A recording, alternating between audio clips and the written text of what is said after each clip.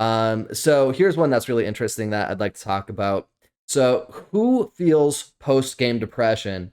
For example, let's say you put 500 hours into an ARC file, then you get bored, so then stop playing, and then you go through a period of what seems like mild depression. And 22% said, I never feel depressed after I stop playing a game. 7% said, I sometimes get depressed. 54% said, I almost always go through a depression stage.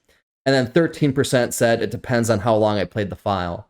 And for me, that would be my answer. It depends on how long I play a game for. And depending on how long I do, will affect the depression that I feel after I stop playing.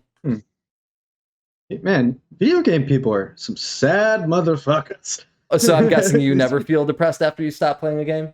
I no, I do, but I'm also like I'm bipolar, so that's a type of depression. But goddamn, it's so funny to see those kind of numbers. Yeah, I mean, I think obviously probably the people that went with the 54%, they probably, if you analyzed them more, probably would say specific games because who the fuck plays a game for 2 hours? Like, I don't like this, and then feels depressed because they can't play it anymore. Yeah. But I will say there's definitely certain games in the past. It doesn't affect me as much anymore because even though I still love video games, I don't have time to play them a ton. I don't have time to put tons of hours into them, and I have to be more selective. Your addiction is monitored. Yeah.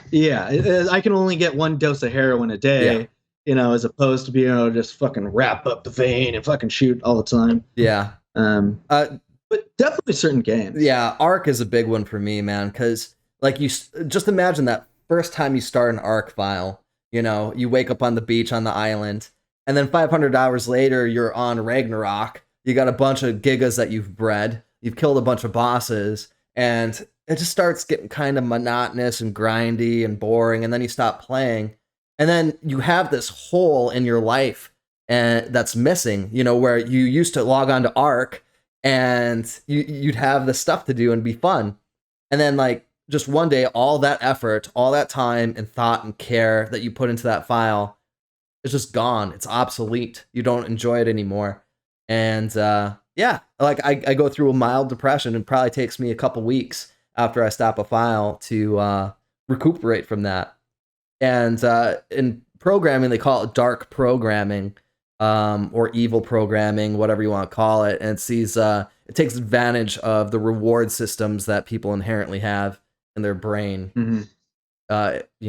Triggers dopamine. Exactly. Yeah. Like pop-ups in games, like especially mobile games, are all psychologically preying on you. Yeah, that's definitely interesting. I mean, I'm sure I could think of some games where I get kind of bored of them, and I kind of feel like, I wish I was still into this game because I like it a lot, but I'm not. Path of Exile? But see, Path of Exile, I never felt that way because I'll go and I'll put like 100 hours into, a new season, and then I'm like, okay, I'm done. It doesn't bother me because I know I'm going to play in a couple seasons. I might not play the next season, but it's one of those games I know I'm always going to go back to. Like Civilization's my favorite game of all time. All the Civilizations have been since 3 was the first one I played. Wow, that's old. And I've put probably 10,000 hours over all those games. And yet, when I go on like every couple years or every year, I'll probably go and put 60 hours into a Civ. So then I don't feel bad afterward because it's like, oh, I'm just going to play it next year, or I'm playing in a few months, or maybe 2 years, whatever I feel like it. But it's always going to be there. There's always going to be a Civ for me to enjoy. I would say that might be a little bit different, though, because Civ 6 is really, it's like a board game where there's a beginning and then there's an end. And usually that takes about, I don't know, 5 hours or so to get from beginning to end, depending on what your settings are.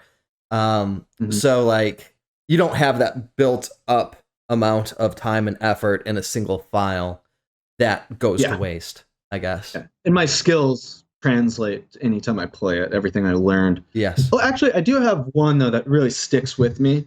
And this one I'm still kind of depressed about. Star Wars Galaxies. Interesting. So, like, when a game isn't even doesn't even exist anymore. Like I love Star Wars Galaxies because it was like one of the only MMOs where you could build your own house and sell your own items, and it was very player-driven economy. And you had these different planets, and there were not even Jedi in the game at first. You could learn all these different classes, and there was so much to it. And it took a lot of like effort to get things done, and there was like real value to being good at stuff and having like a high level character. And then when they added Jedi, it was cool because it took you a long time to become a Jedi. It was not easy. And you had to master like 5 different skills at random assigned to you by a holocron, and you had to find these secret holocron. So to be a Jedi took extreme amount of effort, and they were super powerful. And yet you had a bounty on your head if you were a Jedi. So not only are you super OP, but all of the bounty hunters are trying to kill you. And I was pretty sure it was like a permanent death. So it was just like insane, cool mechanic. And then they just made it so anyone could be a Jedi. And then everyone stopped playing the game, and then it just died. Servers died. Dang. But I always miss that time in the game. And there is a little bit of depression there, not because I got bored of it, but because it was taken away. They over tinkered with the game and made it worse by trying to make it appeal to everyone, and then it appealed to nobody. So I'd say things like that, where something that you love gets fundamentally changed out from under you, which happens to a lot of gamers with a lot of games. I will feel a bit of depression there. But yeah, but I rarely spend enough time on one game. Like I'm kind of ADD, so I switch around. That's probably the healthier way to play games. I'm more of a binge player where I like to select one game and really go into it. Which isn't great for talking about different video games in a podcast. But since it is partly my job, I'll do research about different games. But like right now, Path of Exile is that game where it's like I'm not going to play anything else, because if I play something else, it's going to feel like I'm kind of cheating on my time that I could be used to progress further in PoE. Yeah. You laugh, man. Binge addiction. You're the fucking biggest nerd I've ever seen in my life. Yeah, and what's weird is I don't really look like a nerd. You know what I mean?